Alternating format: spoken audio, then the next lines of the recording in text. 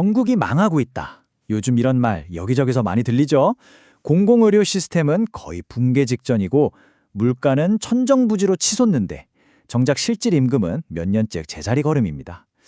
근데요, 뭔가 좀 이상하지 않으세요?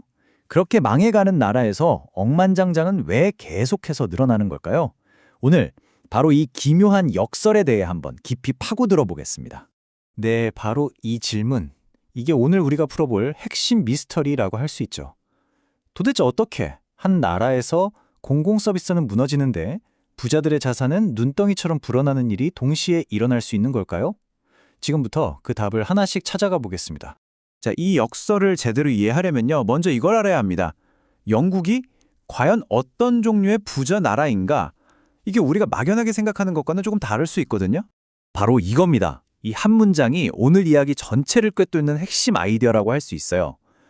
영국의 부는요, 월급을 많이 받아서, 즉 소득으로 만들어지는 게 아니라는 겁니다. 이미 가지고 있는 것, 바로 자산에서 부가 나온다는 거죠. 이 개념 하나만 딱 잡고 가면 영국의 그 복잡한 모순이 슬슬 풀리기 시작할 겁니다. 좋습니다. 그럼 이 역설을 파헤치는데 가장 중요한 개념, 소득부자와 자산부자의 차이가 뭔지 한번 자세히 들여다볼게요. 부자는 크게 두 종류로 볼 수 있어요. 왼쪽의 소득부자, 말 그대로 월급을 많이 받는 사람이죠.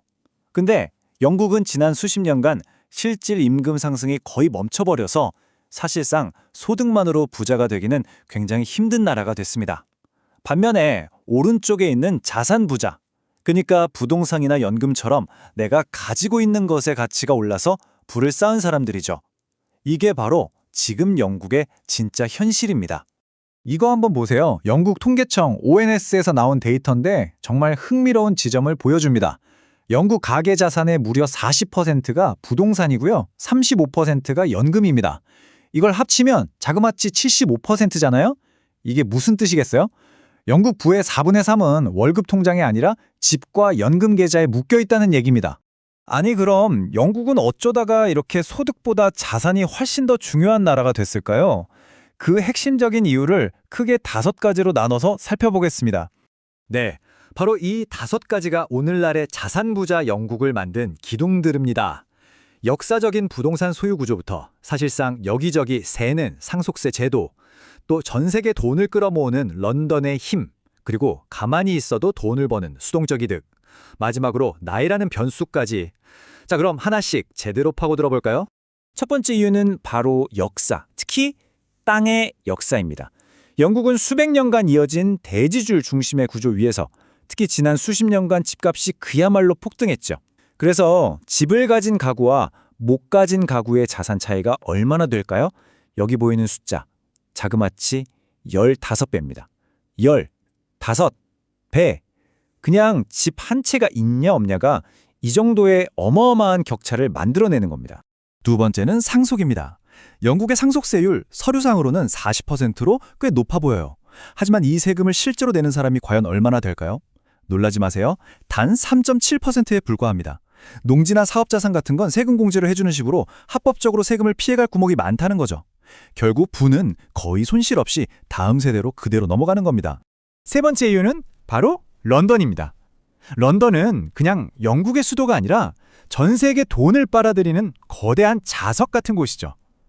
금융 부문이 영국 경제 전체의 12% 이상을 차지하고요. 우리 돈으로 약 1경 8천조 원, 상상하기도 힘든 돈을 굴립니다. 이 거대한 금융 생태계가 전 세계의 자산가들을 끌어들이면서 영국 내 부유층을 훨씬 더 두텁게 만들고 있는 겁니다. 자, 여기서 오늘 이야기의 가장 핵심적인 포인트가 나옵니다. 영국의 부는요, 열심히 일해서 번 돈이 아니라 그냥 가만히 있어도 이미 가진 자산의 가격이 저절로 오르면서 불어난 경우가 훨씬 많다는 겁니다. 레졸루션 재단이 말한 것처럼 수동적 자본 이득이 부를 만드는 핵심 동력이었던 거죠. 그러니까 처음부터 가진 자가 계속 부유해지고 없는 사람은 따라잡기가 거의 불가능한 구조인 셈입니다. 마지막 5번째 이유는 나이입니다. 이 그래프 좀 보세요. 정말 극명하죠? 65세에서 74세 사이 가구주의 자산이 16세에서 24세 사이 가구주보다 무려 33배나 많습니다. 영국의 부는 그러니까 갑자기 생긴 젊은 부가 아니고요. 수십 년에 걸쳐서 집값이 오르고 연금이 차곡차곡 쌓이면서 만들어진 아주 오래 묵은 올드머니에 가깝다는 겁니다. 자, 이제 이 조각들을 다 모아서 맨 처음 던졌던 질문으로 한번 돌아가 보죠. 대체 어떻게 이 두 가지 현실, 즉 망해가는 나라와 흥하는 부자들이 공존할 수 있는 걸까요? 정답은 이거예요. 영국 안에는요, 사실상 두 개의 나라가 같이 돌아가고 있었던 겁니다. 왼쪽은 우리가 뉴스에서 보는 영국, 즉 병원 대기는 끝도 없이 길고 공공 서비스는 점점 나빠지는 걸 온몸으로 느끼는 대다수 보통 사람들의 영국입니다. 그리고 오른쪽엔 자산을 기반으로 완전히 다른 삶을 사는 부자들의 영국이 있죠. 이들은 어차피 사립병원, 사립학교를 이용하기 때문에 공공 서비스가 무너지는 걸 크게 체감하지 못하는 겁니다. 자, 그럼 오늘 이야기의 핵심, 이것만은 꼭 기억해 두시면 좋겠습니다. 다시 한번 정리해 드릴게요. 영국의 부는 월급, 즉 버는 것이 아니라 부동산이나 연금처럼 가진 것에 기반합니다. 그리고 역사와 세금 구조, 또 런던이라는 독특한 금융 허브가 이 시스템을 아주 단단하게 지탱하고 있죠. 이것이 바로 보통 사람들의 영국과 자산가들의 영국 사이에 건널 수 없는 강과 같은 격차를 만들어내는 근본적인 이유입니다. 이런 구조가 하루아침에 생긴 게 아니거든요. 수백 년에 걸쳐서 아주 단단하게 굳어진 겁니다. 오늘 우리는 그 구조의 속살을 들여다봤는데요. 마지막으로 이 질문을 여러분께 던지면서 마무리하고 싶습니다. 과연 자산이 자산을 낳는 이러한 경제 모델이 다음 세대를 위해서도 계속 지속 가능할까요?